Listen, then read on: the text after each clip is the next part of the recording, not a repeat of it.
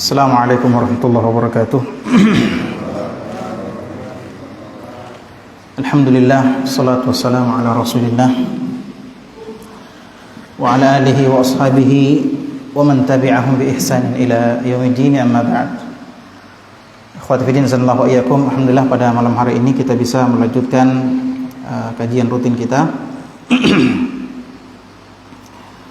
Dan insyaallah pada kesempatan ini kita bahas tentang larangan agama untuk berlebih-lebihan dalam beragama.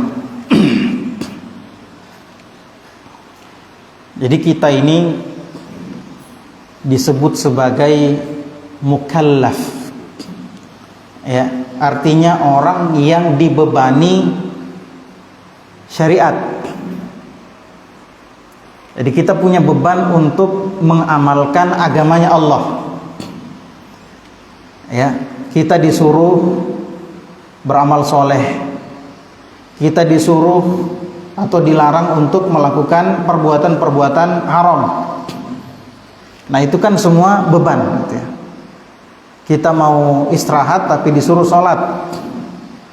Kita mau berzina tapi dilarang, itu kan beban. Ya, padahal syahwat kita mendorong untuk tidak sholat, syahwat kita mendorong untuk sholat, untuk berzina misalnya. Syahwat kita mendorong kita untuk mengumpulkan uang dengan cara yang haram misalnya. Tapi kita tidak lakukan itu, maka itu beban. Maka kita disebut sebagai mukallaf, orang yang dibebani syariat.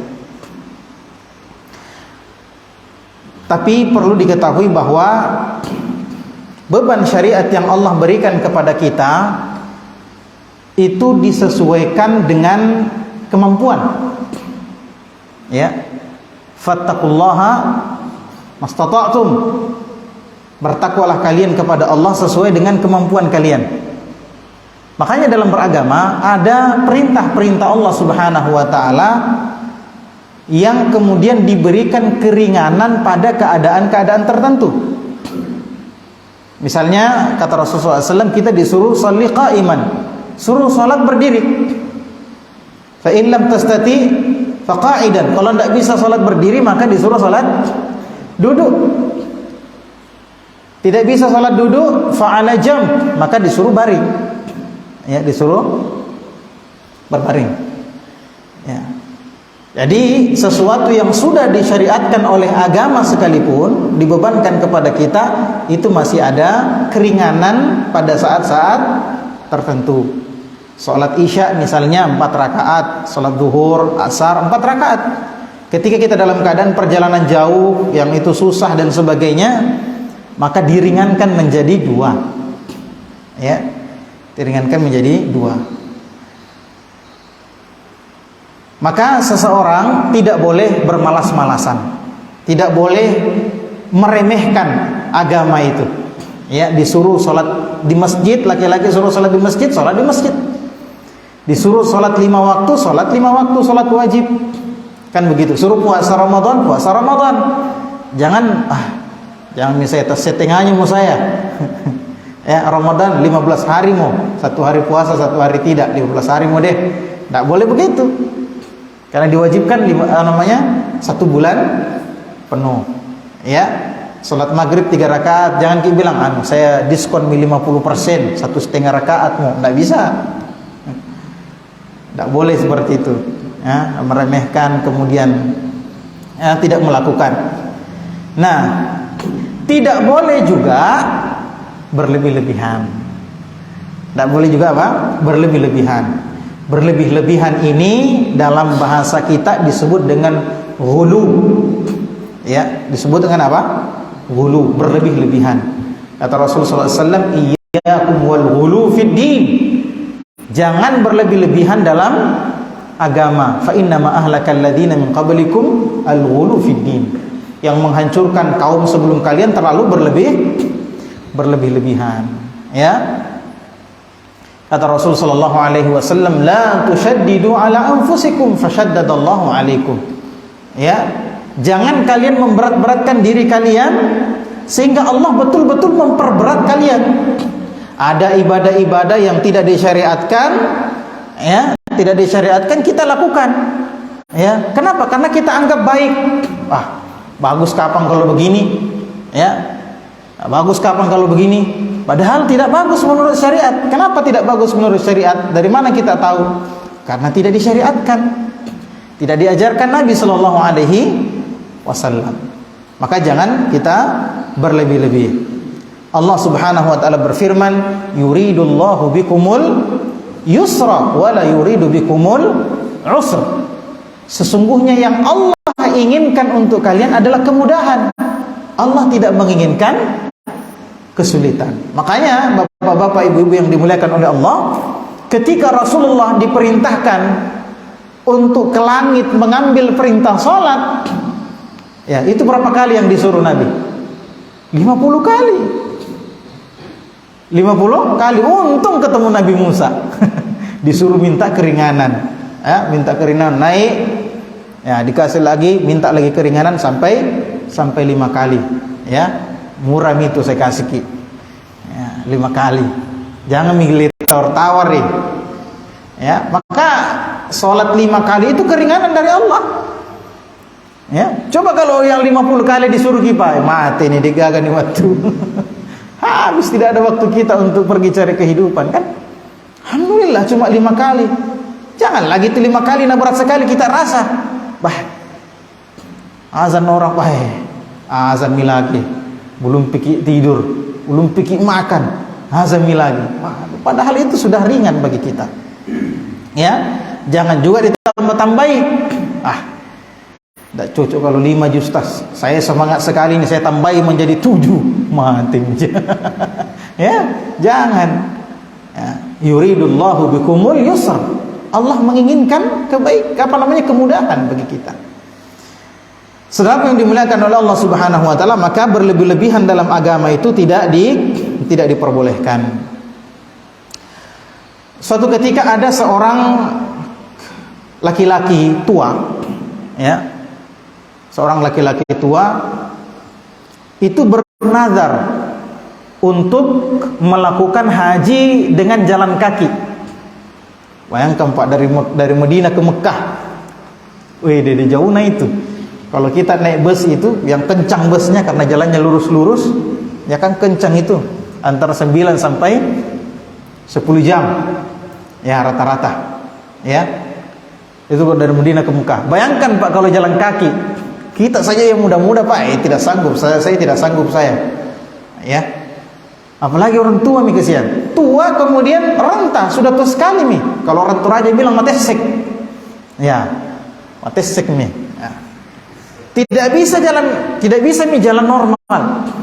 Tapi karena dia bernazar seperti itu, maka dia minta sama anaknya untuk dipapah. Dua orang. satu di kanan, satu di kiri. Bayangkan saja Pak, dari mana? Dari Masjid Raya ke sini, ya, jalan kaki, mampu tidak kira-kira itu? Susah. Ya.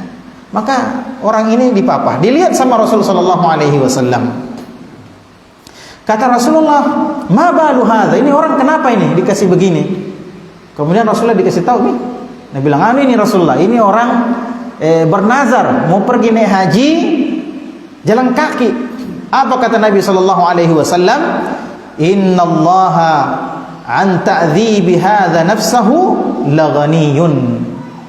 Sesungguhnya Allah betul-betul tidak butuh terhadap perbuatan orang ini yang menyiksa dirinya sendiri. Allah tidak butuh.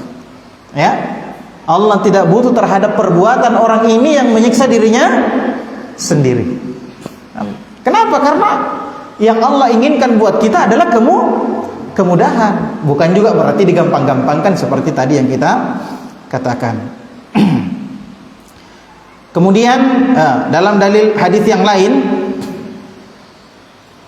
Rasul sallallahu alaihi wasallam bersabda, "Ya Abdullah, alam ukhbar annaka tasumun nahar wa taqumul lail?" Ya, qultu bala ya Rasulullah. Ya, Rasul sallallahu alaihi wasallam dikasih tahu, apa mengatakan, "Wahai fulan, wahai Abdullah, bukankah aku telah diberitahukan bahwasanya kamu ini tiap malam sholat, tiap hari puasa." Tiap malam sholat terus, ya, tidak tidur, ya. Tiap hari puasa, tidak pernah tidak puasa, ya, tiap hari. Nah, maka dia bilang, betul wahai Rasulullah. Ya, qala fala taf'al, jangan begitu kata Nabi. Ya, jangan begitu. Sum wa aftir, berpuasalah tapi berbuka kau juga. Ya, ada hari-harimu kau tidak puasa. Waqum wa nam, salat malam kau juga, tapi tidur kau juga. Ya, jangan satu malam salat terus, tiap hari, tiap malam seperti itu, jangan. Ya, ada waktumu tidur, ada waktumu salat. Fa inna li jasadika 'alaika haqqan, karena tubuhmu itu punya hak. Ya, punya hak untuk istirahat. Ya, punya hak. Wa inna li'ainika 'alaika haq, matamu juga punya hak. Jangan dipakai terus itu mata. Ya, coba kan dilihat itu senter ya. Biar senter bagaimana mahalnya kalau dikasih nyala terus, tidak pernah dicas, tidak pakai baterai, mati juga soak. Sama ji mata itu. Tidak pernah ditutup-tutup, dikasih enak-enak. Mata juga punya hak sama kita. Nanti dituntut loh di akhirat kalau tidak dikasih haknya. Ya. Wa inna li zaujika 'alaika haqqan, istrimu juga punya hak. Istrimu juga punya hak, jangan kau cuekin terus istrimu. Kau nikahi anaknya orang baru kau tidak pernah ya gele-gele. Makanya suatu ketika disebutkan Salman Al-Farisi, ya, Salman Al-Farisi ini dipersaudarakan oleh Rasulullah dengan Abu Darda. Ya. Nah, Salman Al-Farisi pernah berkunjung ke rumahnya Abu Darda radhiyallahu taala anhuma. Kunjung. Tidak ada Abu Darda, istrinya Abu Darda. Nah, lihat. Tapi Salman lihat, kenapa ini istrinya saudaraku ini lusuh sekali. Ya, itu pakaiannya kayak ada lusuh, tahu toh? Lusuh. Mukanya juga lusuh. Ya. Seperti orang tidak dijampangi, begitu, tidak najampangi dirinya. Ya. Maka Abu Salman bertanya, kenapa bisa begini keadaanmu ini? Pakaianmu lusuh, bersemangat aja kayak itu. Abu Darda lihat kok. Ya, kita bayangkan Pak, kalau ibu-ibu di rumah pakai baju perang saja ya. Ya, daster robek-robek, bau bawang, ada tomingusnya anaknya di situ. Awe, tidak semangat suami. Suaminya kerja di kantor, lihat yang cantik-cantik bening-bening, pulang di rumah istrinya tidak tahu kayak makhluk apa. Ya, lusuh pakaiannya. Ya, maka suaminya lebih semangat di kantor daripada di rumah. Iya. Begitu Ummu Darda. Nah, maka Salman bertanya, kenapa keadaanmu seperti ini? Nabi bilang istrinya Abu Darda, "Aish, itu saudaramu, dia tidak butuh sama dunia. Tidak butuh dengan dunia, tidak butuh sama saya, tidak butuh dengan kenikmatan dunia. Ya, dia itu mau masuk surga saja. Ya, ibadah terus." Ya. Maka waktu itu Salman tunggu Abu Darda pulang.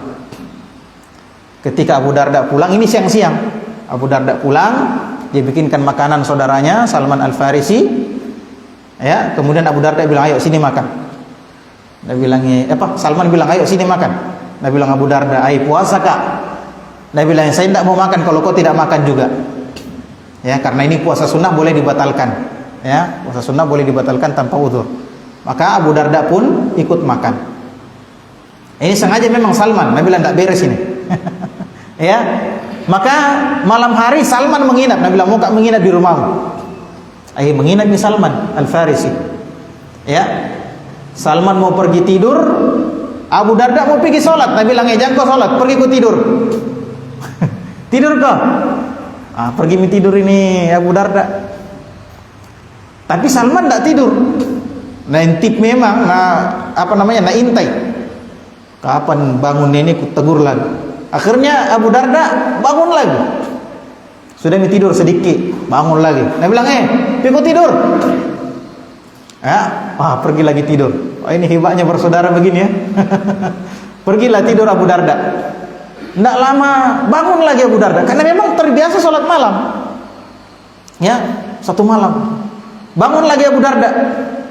Dia bilang, "Pergi tidur dulu, pergi tidur. Jam kau dulu sholat." Nanti pas akhir malam, mau dekat-dekat subuh, nak kasih bangun. Dia bilang, "Bangun mau kau. Abu Darda, bangun mau kau, pergi mau kau sholat." Akhirnya mereka sama-sama sholat. Setelah sholat dinasihati Abu Darda. Inilah saudara ya, namanya saudara Pak, saling menasihati. Jangan kita kalau dinasihati merasa, siapa tunggu kau? Di mana kau pernah belajar agama kau mau nasihati saya? Nah, hak kita dinasihati. Kewajibannya dia nasihati kita kalau ada salah-salah lihat sama kita. Saudara seperti itu. Ini bukan saudara kandung ini. Ya, dipersaudarakan sama Rasul sallallahu alaihi wasallam. Kemudian kata Salman menasihati saudaranya tadi. Kata Salman, "Inna li rabbika 'alaika haqqan." Wahai Abu Darda, Allah itu punya hak sama kamu. Allah punya hak sama kamu, Tuhanmu punya hak. Wa li nafsika 'alaika haqqan. Tubuhmu juga punya hak sama kamu. Wa li ahlika 'alaika haqqan. Keluargamu juga punya hak sama kamu. Ya. Fa'ti kulli dhi haqqan, fa'ti kulli dhi haqqin haqqahu. Maka berikanlah hak untuk setiap orang yang punya hak. Allah punya hak sama kita, kita kasih. Haknya Allah apa?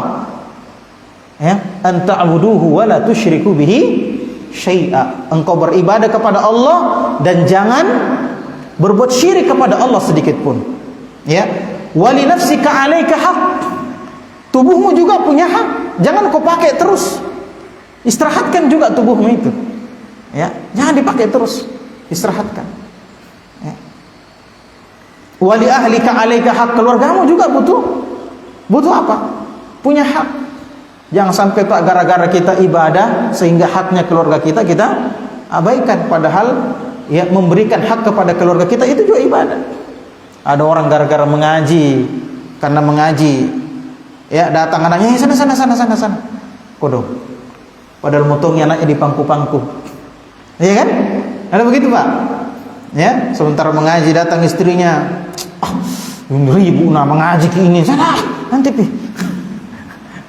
Masya Allah. Tidak begitu diajarkan Nabi, Pak. Ya, mamanya kodong malam-malam, Pak. 3 malam begitu sholat teh, ya. Tidak pernah kita sentuh-sentuh Kak. Kau itu kayak tongko siapa? Ini saya menghadap Allah, ini saya mau masuk surga. Dia bilang istrinya, ada tuh di surga di sini, Pak. Masuk dulu surga dunia sebelum surga akhirat. Kau itu banyak tong, sana, jangan kau ganggu Kak beribadah. Tidak begitu ceritanya, Bos. Ya, punya hak. Jangan sampai gara-gara kita beribadah, ya, dakwah ke sana kemari, anak kita tidak diperhatikan. Bagaimana anak kita tumbuh, bagaimana dia mengenal Allah, ya. Punya hak keluarga. Maka berikanlah hak kepada setiap yang memiliki hak. Saudara yang dimuliakan oleh Allah Subhanahu wa taala, akhir-akhir ini kita kajian-kajian seperti ini penting. Karena banyak orang-orang Islam yang tertipu. Ya, banyak orang-orang Islam yang tertipu. Kata para ulama mengomentari hadis tadi, maka ini adalah penjelasan bahwasannya tujuan daripada syariat Allah bukanlah untuk menyiksa diri kita. Itu tujuan syariat. Ya. Jadi tujuannya kita diberikan syariat supaya kita membuktikan bahwa kita ini hambanya Allah.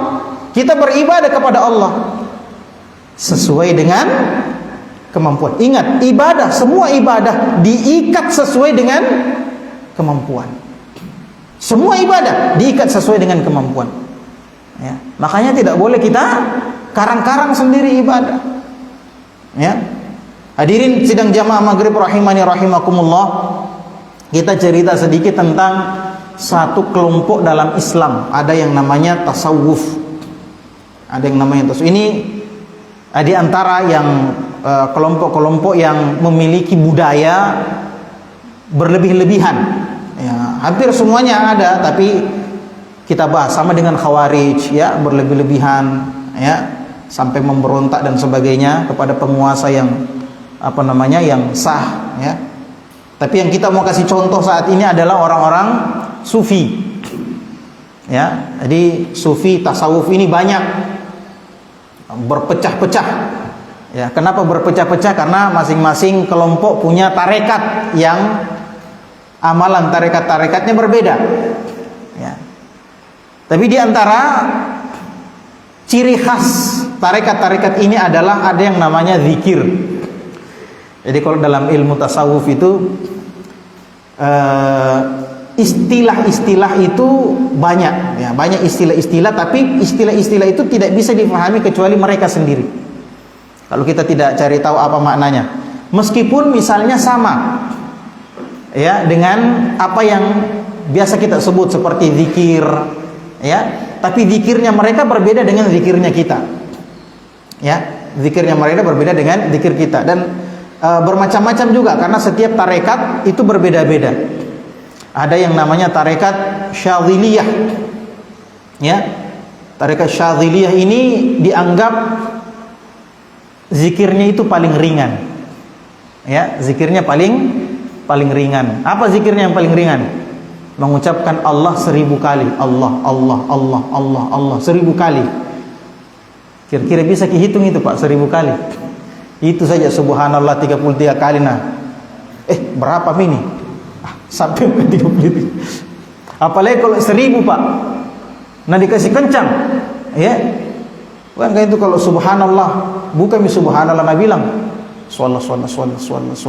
Saking kencangnya macu tiri itu. Apa? Tasbihnya kencangnya itu, Masya Allah. Ya, ini Allah tas 1000 kali. Bagaimana caranya hitung itu? Ya, kemudian banyak lagi zikir-zikir yang kalau mau tidur ada zikirnya begini, kalau banyak. Ya, padahal kita tidak disuruh begitu. Kita tidak disuruh begitu. Paling istighfar 100 kali, ya, satu hari atau 70 kali. Ada zikir pagi petang namanya subhanallah bihamdi subhanallahil azim 100 kali. Ya, itu yang paling banyak zikir pagi petang. Tapi yang zikir-zikir seperti ini tidak ada. Ya, 1000 kali. Kenapa disebut paling ringan? Karena tarekat yang lain lebih berat lagi. Ya, ada namanya apa? Naqsyabandiyah. Pernah dengar, Pak, ya? Ya, Naqsyabandiyah. Ini katanya Ustadz Abdul Somad itu Naqsyabandiyah. Kalau Ustadz Idrus Lamli itu Syadziliyah. Ya, jadi tarekat-tarekat dalam sufi itu diberikan nama sesuai dengan pendirinya. Ada namanya Qadiriyah, ya, Abdul Qadir Jailani, Syadziliyah, Abdul Hasan Asy-Syadzili. Naqsyabandi siapa? An-Naqsyabandi, lupa saya namanya. Ya, seperti itulah. Iya. Kalau tarekat Naqsyabandi itu ada zikirnya sendiri. Yang pertama itu zikir 11.000 kali. Itu tingkatan pertama. 11.000 kali, Pak. Kemudian bukan cuma 11.000 kali. Ada yang setiap 96 kali itu kemudian diselingi dengan doa apalah, lupa namanya. Ada doanya panjang. Ya, baru mulai lagi. Hitung lagi 1. Nanti kali berapa dapat 11.000. Ya, ada yang 66 kali baru membaca doa itu. Ya. Setelah sampai 11.000 kali baru disuruh tidur. Ya. Kalau sudah tidur, maka dia akan mimpi nanti. Didatangi oleh seseorang mengajarkan sesuatu yang baru lagi, ditingkatkan lagi sampai begitu terus sampai 100.000 kali dalam satu hari zikirnya. 100.000 kali. Ya, ada itu alat yang begini mungkin tidak cukup itu. Ada itu biasa nama orang-orang. Yang saya heran tuh bagaimana caranya hitung. Masih hitungkah Allah 2, 3, 4. Ya. Dan itu harus khusyuk. Harus khusyuk. Allah. Bagaimana caranya hitung itu? Itu saya heran itu. Ya. Jangan sampai kalau lewat tas 1 jadi lain-lain modelnya orang. Ya. Ini semua zikir seperti itu. Memberat-beratkan diri. Ya. Kemudian ada lagi gayanya apa? Al-ju', namanya al-ju', lapar. Ya, lapar. Ya, jadi memang ciri khasnya itu lapar. Ada buku namanya Ar-Risalah Al-Qushairiyah. Ditulis oleh Al-Qushairi, salah seorang sufi, ya, sufi sunni, karena tasawuf itu terbagi dua. Ada namanya tasawuf falsafi, ada yang namanya tasawuf sunni. Kalau yang kita biasa dengar seperti Abu Hamid Al-Ghazali itu tasawuf sunni. Ya. Bedanya itu kalau tasawuf falsafi itu agak gila, memang lebih gila lagi. Karena kalau orang sudah mencapai hakikat itu tidak boleh lagi jalankan syariat. Ya. Kenapa? Karena kalau orang sampai hakikat, ini ada yang namanya Al-Hallaj, ya. Al-Hallaj itu dibunuh sama penguasa muslim ketika itu karena keyakinannya sudah kufur. Ya, jadi kalau sudah orang sampai di derajat hakikat, maka dia sudah bisa ketemu dengan Allah langsung. Ya, jadi dia ambil syariat itu langsung dari Allah. Ya, maka dikatakan kalau sudah mengambil syariat langsung dari Allah, maka tidak boleh lagi mengambil syariat yang punya perantara. Apa perantaranya? Kalau kita ini kan syariat kita perantaranya Nabi Muhammad. Kalau dia kan sudah ambil langsung dari Allah, ngapain lagi ikut syariat kita? Ya. Ada yang namanya Ada yang namanya fana. Kalau orang sudah sampai derajat hakikat, kemudian memuncaki puncaknya hakikat itu ma'rifat. Kalau sudah sampai di derajat itu, maka dia mendapatkan yang namanya fana.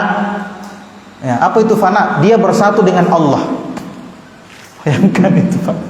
Ya, makanya dibunuh itu karena keyakinannya kafir. Ya, makanya dia mengatakan apa? Anallah, saya itu Allah. Ya, saya pernah lihat salah seorang guru saya waktu sekolah dulu, dia kena yang seperti ini, pemahaman seperti ini, sehingga kalau datang di rumahnya, ya, anaknya datang, Abi datang, bukan Abi datang, nak, Allah datang. Masya Allah. Allah datang katanya, bukan Abi.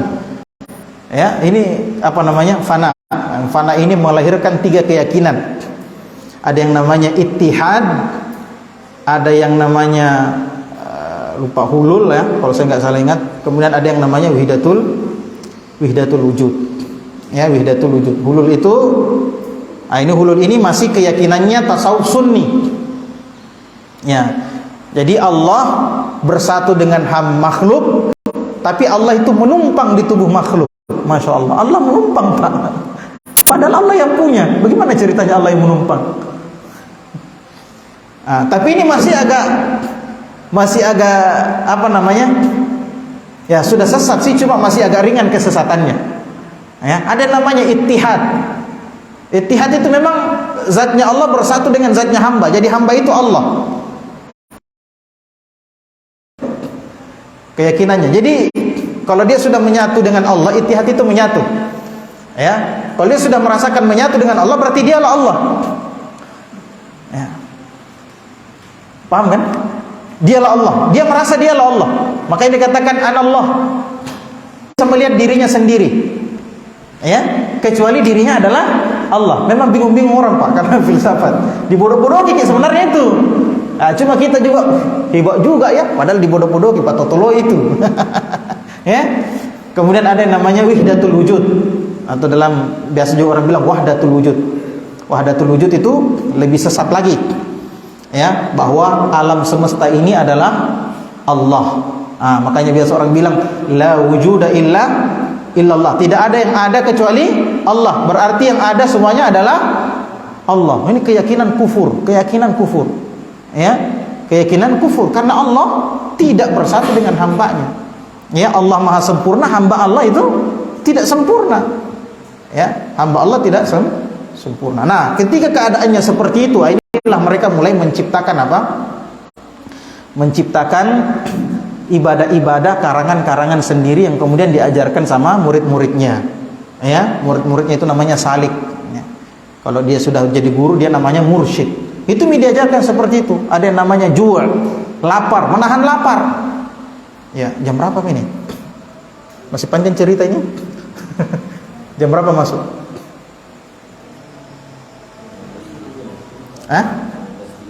19.33. Wih, sebentar lagi ya. Ya. Jadi lapar itu mereka memang memaksakan diri untuk lapar.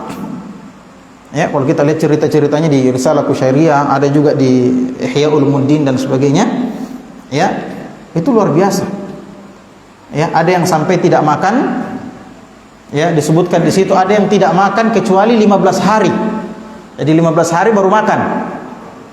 Ya, kalau sudah masuk Shibli, ya, kalau saya nggak salah itu Shibli, dia 15 hari baru makan. Itu di luar Ramadan. Kalau dalam Ramadan tidak makan kecuali sudah lihat hilal Syawal. Jadi kalau sudah masuk hilal Ramadan dia baru makan, nanti hilal Syawal baru makan lagi. Ya, nah kalau puasanya Nabi. Ya, Nabi ada yang namanya puasa wisol. Ya, ada namanya puasa wisol. Pernah sahabat mau puasa wisol tapi Nabi larang, jangan. Ya, jangan kalian puasa wisol. Puasa wisol itu Pak, orang menyambung puasa hari ini dengan puasa besok. Ya, disambung lagi. Jadi tidak ada buka, tidak ada sahur. Sambung, itu namanya wisol. Dilarang kita begitu. Ya, kata Rasulullah SAW, jangan puasa wisol kecuali sampai sahur. Ya, kalau ada orang yang mau puasa dari sahur ke sahur itu masih boleh, tapi kalau disambung lagi sudah tidak boleh. Ya, kata para sahabat, ya Rasulullah, Anda puasa wisol.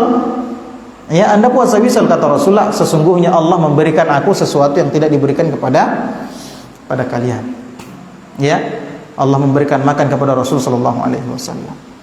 Ya. Nah, ini mereka juga punya dalil, Pak. Ditanya ada dalilnya atau tidak? Ada dalilnya juga. Tapi ini salah faham terhadap dalil. Dalilnya mana?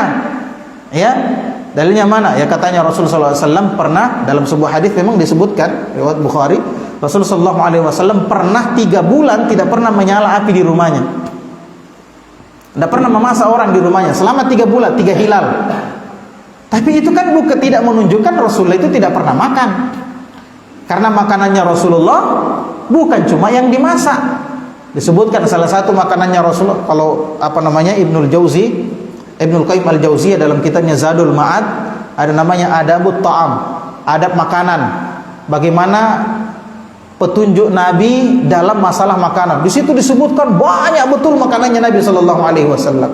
Termasuk korma, termasuk mak Nabi, ya, air yang disimpan korma di dalam, kemudian dibiarkan bermalam, kemudian diminum. Ya, itu kan tidak perlu dimasak. Ya, korma muda, ya, korma masa, ya, korma tua dan sebagainya dimakan, tidak perlu dimasak. Jadi bukan berarti Rasulullah tidak makan. Ya. Kemudian memang banyak hadis yang menyebutkan bahwasanya Rasulullah itu kadang lapar, beberapa hari tidak tidak makan, tapi itu bukan dibuat-buat. Memang karena Nabi tidak punya makanan. Ini punya makanan tapi dibuat-buat seperti itu. Ya, Rasulullah pernah tidak makan beberapa hari, lapar. Akhirnya Rasulullah saking laparnya sampai diikat perutnya dengan batu. Rasulullah keluar mau pergi rumahnya Abu Bakar. Coba lihat, Rasulullah mau makan juga, mau pergi rumahnya Abu Bakar. Ternyata Abu Bakar juga kelaparan, tidak ada makanan di rumahnya. Ya, cari Umar, belum mau dicari di rumahnya, ada Umar kelihatan. Ya, ternyata Umar juga kelaparan. Sampai pergi ke rumahnya salah seorang sahabat, mereka dipotongkan kambing. Coba lihat, Rasulullah saja tidak sampai lapar begitu berbulan. Ada yang mengatakan sampai 1 tahun tidak makan. Ini juga saya rasa tidak masuk akal gitu ya. Ya. Tapi kalau dikatakan itu tidak masuk akal, dibilang memang tidak masuk di akalmu. Kenapa? Karena kita sudah bermesraan dengan Allah, kata dia. Aduh, ini juga susahnya. Ya, bermesraan katanya sama Allah. Jadi saking nikmatnya sehingga mereka tidak butuh makanan. Kenapa paling Nabi butuh makan? Nah, lebih hebat itu Nabi daripada kau, udah bacot. Iya kan? Ya. Tapi masalahnya sebagian sufi memang itu menganggap wali itu lebih tinggi daripada Nabi. Kenapa bisa wali lebih tinggi daripada Nabi?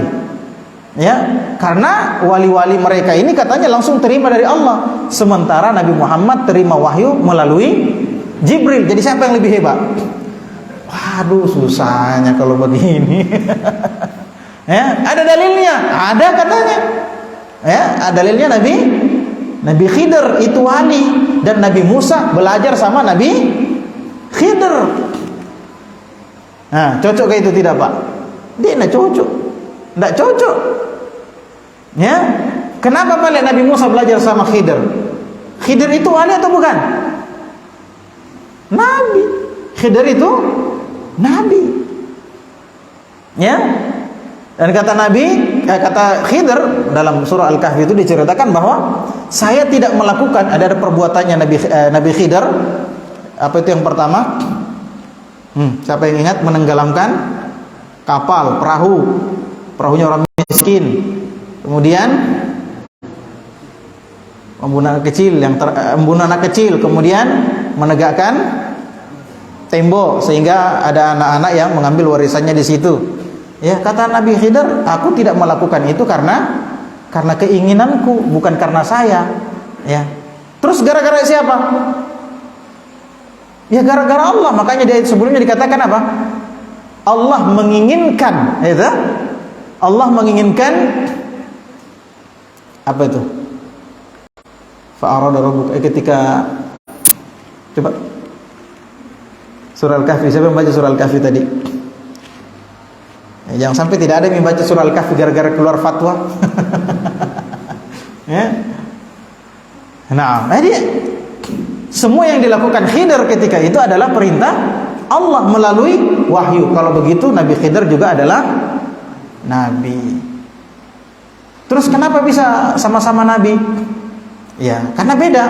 Nabi-nabi terdahulu itu berbeda dengan Nabi Muhammad SAW.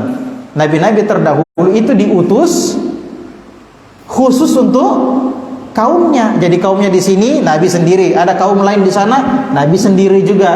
Adapun Nabi Muhammad SAW tidak, kepada seluruh manusia dan jin. Kepada seluruh manusia dan jin. Beda. Makanya ketika Nabi Musa datang kepada Khidir, apa kata Khidir? Apakah kamu dari Bani Israel? Ya, Nabi Musa bilang, iya, saya dari Bani Israel. Kalau begitu Khidir itu bukan dari Bani Israel. Makanya Nabi Musa tidak diturunkan kepada Nabi Khidir. Kenapa? Syariatnya berbeda. Sama-sama Nabi. Nah, bisa dipahami Pak ya? Ini tidak bisa jadi. Nah, coba lihat Pak, lapar sampai bertahun-tahun, sampai berhari-hari. Ini memberat-beratkan diri. Ya, memberat-beratkan diri. Ada lagi namanya uzlah. Uzlah, apa itu uzlah? Menjauh. Katanya Nabi juga dulu uzlah, ya, menjauh dari manusia. Maka kita katakan tidak ada sahabat yang mengamalkan seperti itu, karena itu syariatnya Nabi Ibrahim. Waktu itu syariat belum diturunkan kepada Muhammad SAW. Ada juga uzlah yang memang disyariatkan ketika apa? Sudah masuk waktu ya? Ya, jadi uzlah itu disyariatkan ketika seseorang tidak bisa mempertahankan agamanya, karena sudah tersebar syubhat, fitnah, sehingga khawatir kalau dia tinggal di tengah-tengah masyarakat, maka akan apa? Dia bisa terfitnah, tidak bisa pertahankan agamanya. Tapi kalau dia masih bisa pertahankan agamanya, maka kata Rasul sallallahu alaihi wasallam, al-mu'minu alladhi yukhalitu an-nas wa yasbir ala adahum khairun minal mu'min alladhi la yukhalitu an-nas wa la yasbir ala adahum. Kata Rasul sallallahu alaihi wasallam, seorang mukmin yang tinggal ya berbaur dengan manusia dan bersabar terhadap gangguan manusia lebih baik daripada seorang mukmin yang menyendiri, tidak mau bergaul dengan manusia dan tidak bersabar terhadap gangguan manusia. Jadi uzlah itu diperbolehkan, sampai kata Rasulullah sallallahu alaihi wasallam, meskipun di situ kamu makan akar-akar kayu, ya, kalau tidak ada makanan lain, ya, tapi itu ketika seseorang takut tidak bisa mempertahankan agamanya. Ya, jadi banyaklah ibadah-ibadah seperti ini yang menyulitkan diri sendiri, padahal tidak disyariatkan oleh Allah. Rasul sallallahu alaihi wasallam bersabda, la tushaddidu ala anfusikum fashaddadallahu alaikum, ya, kama syaddadal yahud wan nasara ala anfusihim fashaddadallahu alaihim wa tilka baqayahum fis sawami'i wad dirayat. Kata Rasul sallallahu alaihi wasallam, jangan berat-beratkan dirimu, ya, nanti kau betul-betul diberatkan oleh Allah, seperti orang Yahudi dan orang Nasrani memberat-beratkan dirinya. Apa itu? Ya, orang Yahudi dan orang Nasrani itu pergi ke jauh-jauh tempat, kemudian bikin tempat ibadah di situ. Mereka puasa setiap hari, tidak menikah, ya, namanya rahbaniyah. Tidak menikah, ya, dan tidak berbaur dengan manusia. Ya, padahal Allah tidak suruh mereka seperti itu. Tapi mereka mengharuskan dirinya sendiri sehingga mereka merasa wajib. Maka Allah pun betul-betul memberatkan mereka. Ya, maka kesimpulannya saudara yang dimuliakan oleh Allah Subhanahu wa taala, betul kita dibebani syariat oleh Allah, tapi semua beban syariat itu diikat dengan sesuai kemampuan, dan tidak boleh kita melakukan sesuatu untuk memberat-beratkan diri kita sendiri dengan sesuatu yang tidak disyariatkan oleh Allah Subhanahu wa taala. Ya, sayang sekali waktunya sangat singkat. Ya, tapi semoga apa yang sudah kita dengarkan ini bermanfaat bagi diri saya dan kita semua. Kita tutup dengan doa kafaratul majlis. Subhanakallahumma bihamdik, asyhadu an la ilaha illa anta, astaghfiruka wa atubu ilaik. Wa akhiru da'wana alhamdulillahirabbil alamin. Assalamualaikum warahmatullahi wabarakatuh.